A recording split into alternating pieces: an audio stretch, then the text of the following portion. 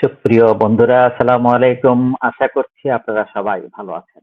আমি আপনাদের সাথে কথা বলবো এনসিপি নেতা সরোয়ার তুষার। আপনারা সবাই তাকে চেনেন এবং আমিও চিনি বা জানি, কারণ উনাকে প্রায়ই টেলিভিশনের এই টক শোতে দেখা যায় এবং আমি বিভিন্ন ভাবে এনসিপির নেতৃত্বের আহ, ক্ষেত্রেও তাদেরকে নেতৃত্ব দিতে দেখছি, বিশেষ করে সংস্কার ঐক্যমত্য কমিশন কিংবা সংস্কার কমিশনের নেতৃত্বে উনি থাকেন।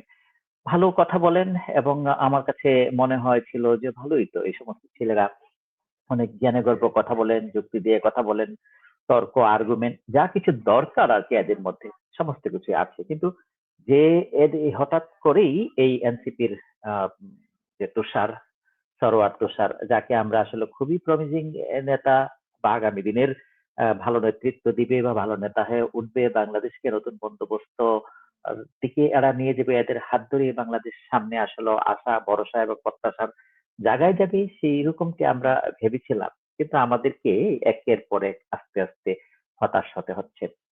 আপনারা হয়তো অনেকেই বলতে পারেন যে এই ধরনের ঘটনা তো অনেক পার্টিগুলাতে হচ্ছে, তাই না? বিএনপি, আওয়ামী লীগ এগুলাতে একেবারেই মানে এটি কোনো ব্যাপারই না এগুলা। আওয়ামী লীগের অনেকের ব্যাপারে এই সমস্ত অভিযোগ আছে এবং তথ্য প্রমাণও জাতির কাছে প্রকাশিত হয়েছে, বিএনপির মধ্যে আছে অন্যান্য, এগুলো পলিটিক্সে তো হয়েই থাকে।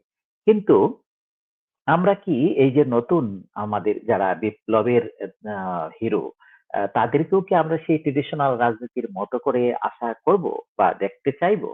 অবশ্যই না। সে কারণেই আমাদের কষ্ট লাগে এবং খারাপ লাগে, লজ্জিত হই, দুঃখ পাই এবং আজকে সে কারণেই আমি আপনাদের সাথে কথা বলছি। চলুন আমরা দেখি যে কি ধরনের বিতর্কটা তৈরি হয়েছে। প্রথমে আমি গতকালকে এটি কালের কণ্ঠের খবরটা ছোট্ট করে দেখেছিলাম, পরে আবার ভাবলাম যে এটি হয়তো ষড়যন্ত্র হতে পারে, কারণ এখন তারা প্রমিজিং নেতা হওয়ার চেষ্টা করছে, তারা সমালোচনা করছে, তাদের পেছনে বিভিন্ন ধরনের ষড়যন্ত্র হওয়াটা স্বাভাবিক। আর এখন এআই, আর্টিফিশিয়াল ইন্টেলিজেন্সের যোগ, বিভিন্ন ভাবে এই ধরনের ফেক ডকুমেন্ট তৈরি করতে পারে। কিন্তু পরক্ষণেই দেখলাম যে বাংলাদেশের এই মিডিয়া সয়লাব হয়ে গেছে ডকুমেন্ট প্রমাণ সহ। ফেসবুকে বিভিন্ন মাধ্যমে সোশ্যাল মিডিয়া যেগুলো আমরা ফলো করি সেগুলাতে তার দুটি ডকুমেন্ট এসছে। একটি হলো ঠিক রমজান মাসে গত ইফতারের সময়টায়, তখন যখন তারা ফাইভ স্টার হোটেল গুলাতে ইফতার আয়োজনে ব্যস্ত, সেই সময়টাও উনি আসলে ব্যস্ত থেকেছেন নারীদের সাথে ফষ্টি নষ্টি করতে। সেই সময়কার কনভারসেশন, এটা 47 মিনিটের কনভারসেশন, মিডিয়াতে প্রকাশ হয়েছে 3, 4 থেকে 5 মিনিট, এক একজনে এক এক রকম চুম্বক অংশ প্রকাশ করেছে। সেটি তারপরে এটি প্রকাশ হওয়ার পরে ও আবার নারী যিনি ভিকটিম, যার সাথে আহ তাদেরই দলের একজন নেতা এবং সেটি উপরের সারির নেতায়, আমরা হয়তো অনেককে দেখেছি, কিন্তু আমি আমি চিনি সবাই মিলে, কিন্তু আমি নামটি নিতে চাই না, কারণ উনি একজন নারী, তার নাম নেওয়াটা উচিত হবে না। তাকে আবার উনি ফোন দিয়েছেন, ফোন দিয়ে বলছেন তাকে সেট করতে, তার অবস্থান থেকে এক ধরনের প্রতিবাদ দেওয়ার জন্য। সেইটিও আবার প্রকাশ হয়েছে, অর্থাৎ ফাঁস হয়েছে। দুটি ক্লিপ আমরা দেখি, চলুন আপনাদের সাথে প্রথম একটি অংশ আমরা একটু দেখিয়ে নিয়ে আসি।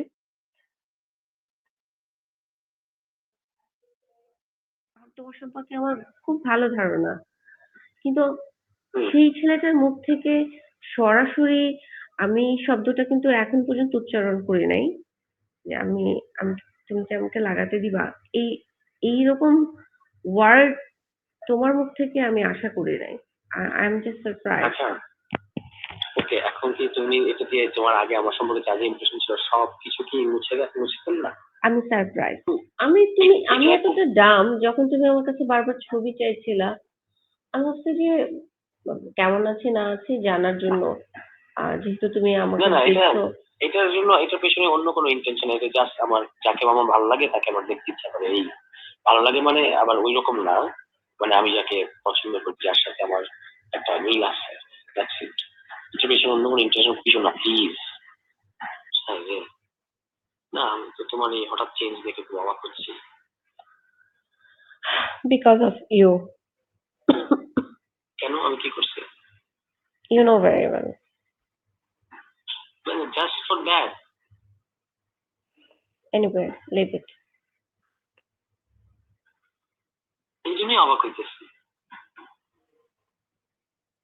আমি ভাবছি তুমি মানে as a friendly normally কথা বলে না মানুষ সেটা। হ্যাঁ, আমি এটা ভাবি নাই। আচ্ছা আমি তো এটার জন্য তো এমন উইথড্র করেছি তো আমার কথাটা বাবা। আমি তোমার আমি তো ইন্টেনশনটা এরকম ইন্টেনশন যদি জানতাম I না, never call you. মানে ইন্টেনশন, এটা কোনো ইন্টেন্ট যেভাবে তুমি বলতেছো এরকম নাথিং লাইক দ্যাট। এটা জাস্ট এটা মোমেন্টারি ইমোশন, যেটার জন্য আমি নিজে লজ্জিত এবং যেটা আমি উইথড্র করছি। এখন তুমি যদি ব্যাপারটা যদি এরকম হয় যে তুমি কাউকে রিডেম্পশনের মধ্যে বুঝাতে দিবা না, তাহলে তো সেটা ভালো, মানে সেটা কি ভালো হয়? কালকে ইফতারের পরে দেখা করবা? ওইটা করার জন্য কোনটা করার জন্য? যেটা তুমি আমাকে লিখেছো। ছি ছি ছি ছি, এখন তুমি আমার সব কথাকে যদি এরকম ওটা দিয়ে জড়াই ফেলো। আচ্ছা, আমরা এটুকুই আপনাদের সাথে শেয়ার করলাম। তার চেয়ে বেশি আমি করতে চাই না, এবং তাছাড়া তার পরবর্তীতে যে ক্লিপটি ভাইরাল হয়েছে কিংবা প্রকাশিত হয়েছে সোশ্যাল মিডিয়াতে, সেটি হলো যে সে নিজে আবার ওই নারী নেত্রীকে ফোন দিয়েছে। সেই ফোনে তাকে কনভিন্স করার চেষ্টা করেছে তার পক্ষ থেকে একটা প্রতিবাদ দেওয়ার জন্য, অথবা তার কোনো কমপ্লেন নাই সেটি বলার জন্য। এবং সেই জায়গাটায় উনি বলার চেষ্টা করেছে যে সে যেহেতু ভালো করছে পলিটিক্যাল কেরিয়ারে, নিজে নারী নেত্রী এনসিপির রাজনীতি করছে, সে কি চাইবে না তাকে সেভ করতে, অথবা তার রাজনীতিটাও টিকে থাকুক সেটি, এবং এটি এক ধরনের উত্তর পাড়া থেকে ষড়যন্ত্রটি হতে পারে সে ধারণা করছে। উত্তর পাড়া বলতে ডিজিএফআই কে মিন করেছে, সে ওটা সরাসরি ডিজিএফ এর নাম নিয়ে বলছে। এবং তাদের মধ্যে ওই কনভারসেশনটুকু হয়েছে, আপনারা দেখেছেন যে তারা বলছে যে এই যে হোয়াটসঅ্যাপে যে কনভারসেশনটা হচ্ছে এটিও হয়তো প্রকাশ হতে পারে। তারপরে সরোয়ার তুষার আবার বলছে যে এটি হয়তো হবে না, কারণ এখানে তো ওই ধরনের ম্যাটেরিয়াল থাকবে না সেটি। কিন্তু আমি যে বিষয়টা বলবো যে আমরা এটা নিয়ে মজা নেওয়ার জন্য আপনাদের সাথে শেয়ার করছি না। আমি আসলে দুঃখিত, ব্যক্তিগতভাবে আমি হতাশ। আমি এই যে ছেলে মেয়েগুলা ডিরেল হয়ে যাচ্ছে, তারা কেন তাদের উপরে যে জাতি এতটা প্রত্যাশা করেছে এই বিষয়টা ওদের মধ্যে নাই। এদের সম্পর্কে যে ধারণা আমাদের পুরনো বয়স্ক মানুষদের রয়েছে যে আমাদের প্রজন্মগুলো আসলে মোরালিটি নিয়ে গড়ে উঠছে না, এদের মধ্যে যে ভ্যালুজ এর অভাব রয়েছে সেটাই কি ওরা প্রমাণ দিচ্ছে একের পর এক। কারণ এনসিপি তে আসার পরে তারা বিপ্লব করেছে, বাংলাদেশের মানুষের বাহবা পেয়েছে, আমরা তাদেরকে মাথার উপর রেখে স্নেহ ভালোবাসা শ্রদ্ধা বুক পেতে দেওয়ার চেষ্টা করছি। তারা আমাদের বীর, তাদেরকে সেভাবে আমরা মনে রাখবো, কিন্তু তাদের হাতে পুরো জাতির নেতৃত্ব দেওয়ার, আমরা উঠিয়ে দেওয়ার জন্য প্রস্তুত রয়েছে। সেই অবস্থা ওরা রাজনীতিতে জড়িত হয়ে পলিটিক্যাল পার্টির মেম্বার হয়ে একের পর এক যা বিতর্ক তৈরি করছে এত অল্প সময়ে, আপনারা চিন্তা করতে পারেন যে এরা আগামী দিনে কি করবে, দেশটাকে তো একদম খেয়ে ফেলবে। এবং আপনারা দেখেন প্রত্যেকটার বিরুদ্ধে কি ধরনের বড় বড় রাঘব বোয়ালের মতো, মানে বাংলাদেশে আওয়ামী লীগ বিএনপির লোকজনকেও তো অনেকটা লুকোচুরি করে আস্তে আস্তে ওদের এই পুকুর চুরির দিকে যেতে হয়েছে। এখন এই যে এত বছর 25, 30, 50 বছরে একজন রাজনীতিবিদ, তারপরে ওদের পিছনে দুদক লাগতে হয়েছে, বড় বড় কমপ্লেন আসছে। তাদের অবশ্য অনেক খারাপ কাজের মধ্যে বাংলাদেশকে কন্ট্রিবিউট করার অনেক আছে, কিন্তু এই যে এনসিপির নেতারা, তারা তো এখনো বাংলাদেশকে এই বিপ্লব ছাড়া আর কোনো কন্ট্রিবিউট করার সুযোগটা এখনো আসেনি। আগামী দিনে তাদের সামনে সেই সুযোগটা রয়েছে, তারা সেটাকে লোকে নেবে। এখন তাদের মোরালি তারা স্ট্রং থেকে নতুন রাজনীতি উপহার দিবে সেটি না করে তাদেরকে যে ধরনের, আমি আশঙ্কা করছি যে ধরনের রাজনীতি তাদের বিরুদ্ধে হয়েছে, অর্থাৎ তাদেরকে ডিরেল করার জন্য অবৈধ টাকা পয়সা তাদের কাছে ঢেলে দেওয়া হয়েছে, তাদেরকে ম্যানেজ করার জন্য, তাদের পার্টি গঠন করার জন্য যে ফান্ড, বড় ইফতার পার্টি 5 স্টারে করার জন্য যে টাকা পয়সা, এবং তাদেরকে গাড়ি বাড়ি ফ্ল্যাট লক্ষ লক্ষ শত শত হাজার হাজার কোটি টাকা ঢেলে দেওয়ার জন্য যে পিছনে এটি একটি ষড়যন্ত্র ছিল, এই ছেলে মেয়েগুলো সেটি বুঝে নাই। এইগুলা যখন এরা পেয়ে গেছে, না চাইতে না নামতে 5 স্টার আলুর ঝলকানি ঝলমলে হাজার হাজার লক্ষ লক্ষ কোটি এই, তখন আবার ওরা এরকম একটা জাতির ক্রান্তি লগ্নে যখন বাংলাদেশ প্রস্তুতিশীল অবস্থায় যাচ্ছে, একের পর এক, এবং তারা একদম ফোর ফ্রন্টে আছে বাংলাদেশের এই সমস্ত কয়েকটা ক্রিম ছেলে মেয়ে এনসিপি, তারা সারাক্ষণ কিন্তু বাংলাদেশের ন্যাশনাল টেলিভিশন গুলায় দেখবেন যে তারা মানে দখল করে আছে। বাংলাদেশের মানুষ সেটি নিয়ে গর্বিত, কিন্তু এর মধ্যেও এরা যে নষ্টামিতে জড়িত হয়েছে, তারা তো বাংলাদেশকে, আসলেও বাংলাদেশের মানুষকে হতাশ করে দিয়েছে। সে কারণেই আমি আপনাদের কাছে বললাম যে এই সমস্ত ছেলেমেয়েরা, এখনো সময় আছে, এরা এইসব থেকে বেরিয়ে, নষ্টামি করার প্রয়োজন নাই। একটা মেয়েকে ভালো লাগতেও পারে, উনি যেন কেউ বললেন তার যাকে ভালো লাগে তাকে তার দেখতে ইচ্ছা করে, সেজন্য উনি, কি আমি এটা মুখ দিয়ে তো বলতে পারবো না, ওটা করতে চায়। তো এটি না, মানে এই যে তারা বিয়ে করতে পারে, তারা প্রেম করতে পারে, কোনো অসুবিধা তো নাই। একটা প্রেম করা এক জিনিস, আরেকটা হলো আরেকজন অফেন্ডার হিসেবে কাজ করা আরেক জিনিস। এই সরোয়ার তুষারের বিরুদ্ধে আবার বিথি সপ্তর্ষি নামে আরেকটি মেয়ের এই নির্যাতনের অভিযোগ রয়েছে 2021 সনে। আমি দেখছিলাম মিডিয়াতে, তার বিরুদ্ধে আবার তদন্ত কমিটিও গঠিত হয়েছে। এই যে শহীদুল ইসলাম সহ আরো অন্যান্য জাহাঙ্গীরনগর বিশ্ববিদ্যালয়ের অনেক শিক্ষকরা সেই তদন্ত কমিটিতে ছিল।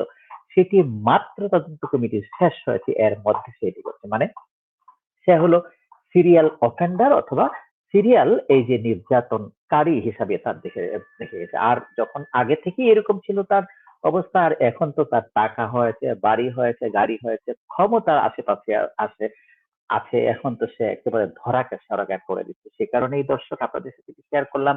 আপনারা কি ভাবছেন আগামী দিনে এই এনসিপি যদি সঠিক ভাবে যেতে চায়? এনসিপি কে এখন সাধারণ মানুষ মজা করে খুব বাজেভাবে দেখছে। কেউ বলছে সার্কাস পার্টি, কেউ বলছে আমার থামলা যে একটু ব্যবহার করা হয়েছে সেটা আমি মুখে বলবো না, ওরকম করে ভাবছে।